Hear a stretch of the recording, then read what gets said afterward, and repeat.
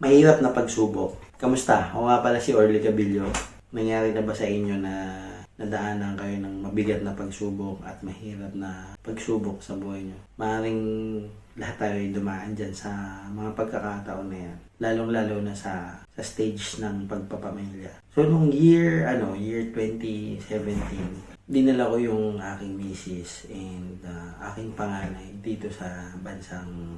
So, nangyari, syempre, bilang nag-uumpisa ng nagpapamilya, gusto mo buo kayo and makita mong lumalaki din yung anak mo. So, mapalad tayo, nakaya naman nating dalhin sila dito. So, nangyari, so, starting, kasi parang, alam mo yung pag nag-uumpisa ka, yung gamit nyo sa bahay, hindi pa settle, yung kulang-kulang pa, marami pa kayong kinukumpleto. So, ganun, nag-start po kami sa ganun. So, nangyari, mga siguro halos kalahating taon, halos magkakalahating taon na after ko sila makuha. Meron kaming biglang dumating na nabiyaya. Unexpectedly, yun po ay ang aming bunso, yung pangalawa naming anak. It's a big blessing. Ganun din, siya ay biglang malaking pagsubok dahil mentally, I'm not prepared. Then, financially, hindi rin po ako ganun ka-prepared. So, ako po bilang pamilya, talagang yung nasubok yung yung pagiging pagiging head of the family. Nakwento ko po to in earlier vlog, but this is like just a more deeper topic. So, ayun, ang daming tumakbo sa isip ko noon, ang daming sabi ko bakit na buntis agad yung misis ko, bakit magiging tatay ulit ako, parang ganun. So, kasi yung panganay namin, he just turned 1 year old. So, parang, again, parang ganun, parang sa akin. Pero, parang, syempre, sa akin parang feeling ko bumigat, parang may mabigat na dalahin agad. Ulit ako, parang nangyari yun yung inano ko siya. Yun yung naramdaman ko lang. So, nangyari, sige, sabi namin, syempre, karating lang nila dito, tapos pauwiin ko agad. Kasi yung aming panganay sa Pilipinas pinanganak. Dahil nga hindi pa ako prepared. So, nangyari, eto na, nag-usap kami ni Mrs. na, okay, dito na lang kayo. Kasi ikaw, karating nyo lang dito, tapos uwi agad. So, dito na lang, sige, kayanin natin. Importante, mag-usap kayo mag-asawa, magkasundo kayo sa isang desisyon. Yung pinaka-the best yun. Sa pagpapamilya, dapat lagi may pag-uusap. By God's grace naman, aming nalagpasan yung na yun. So, ito isa sa mga points na nadaanan namin ay yung adjustment. Ano yung adjustment na yun? Marami adjustment.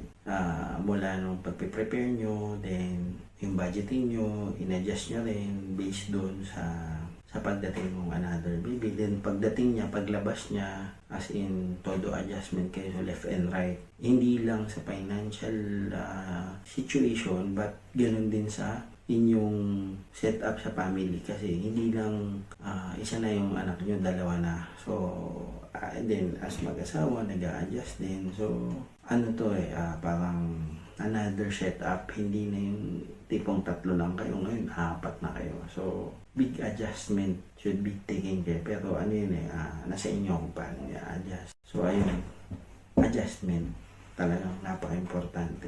Yung pangalawa, syempre, yung budgeting nyo. Yung budgeting nyo, tulad niya, sabi na-adjust siya, pero yung napaka-importante aspeto nito para masustain yung pamilya nyo. So, ikaw bilang head, talaga mag-iisip ka kung ano yung mga dapat mong pagtuunan ng pansin. So, doon ka nakakapag-isip ng matiwasay, ng positive na paano mo malalagpasan yung mga struggle mo sa buhay. So, isa pa sa mga points na nadaanan namin ay yung tulog. Yung tulog. Bakit ba importante? Siyempre, yung tulog ay recharging point ng bawat individual. So, lagi nating tandaan na pag may baby ka, hindi normal ang tulog mo. So, yung tulog talaga, kasi dun sa panganay ko, 1 month ko lang siya nakasama during baby siya. Pero dito talagang pinanindigan namin na kami yung mag-aalaga sa kanya. So, ayun, yung tulog napakalaking parang pinaka number one ano yun. What can you say sa tulog pag may baby? Number one, ano mo yun, challenge. Paano mo i-adjust? So, ba't ko nga pala ito sinishare? Nagsishare po ako ng ganitong topic para maintindihan ng ibang tao na hindi po, minsan kasi ang pagkakaintindi natin sa unexpected blessing, parang pabigat or ano, syempre, eventually naman po yun, kakayanin mo rin yan. Ito yung nagbibigay sa'yo ng, matinding kasi may challenge ka, nag-grow ka rin eh. Pag na-challenge ka sa buhay, nag-grow ka, at the same time nagmamature ka. Yung maturity mo, yun yung mga wisdom mo sa buhay, parang nadidiligan. So, pag may mga ganito tayong challenges sa buhay, lalong-lalo na hindi naman sa family lang ang challenge, maraming aspeto ng part ng buhay ng tao,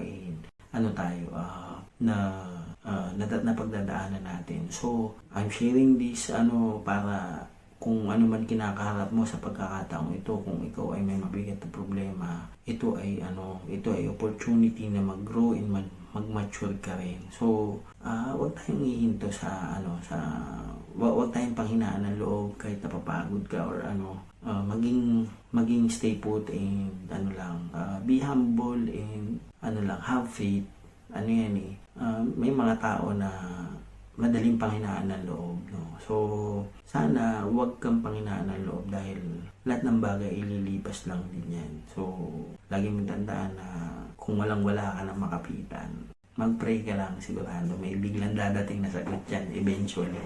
So, trust the process and kalaba kasi natin dito yun nga, pag pinanghinaan ka ng loob, huwag kang panghinaan ng loob. And yun nga, I believe in these phrases. So, may mga bagay tayong ginugol, may mga bagay tayong pinapangarap, but hindi mo to pwedeng makuha agad. At kung makuha mo to agad, wala tong sense of fulfillment kung makukuha mo agad yung mga bagay na gusto mo. Kailangan pagtrabahuan mo siya. If you like this topic, please follow, share, and comment po. And meron po akong group, Dumidiskarte Pinoy. I'll put the link below. And ayun po, nawa kayo ay nadagdagan ng konting kaalaman. So, masingit ko lang po, ito yung aking mga side hustle. Ako po ay sales agent ng insurance and property as well sa Philippines. So, if you require an insurance, which is required talaga yan, lang po, drop comment below or PM me directly, I will help you. Or, if you want a property, which is kailangan mo rin. So, lang po, usap tayo at sana po makatulong ako. So, yun lang po, mapagpalang araw sa inyo lahat. Kalas!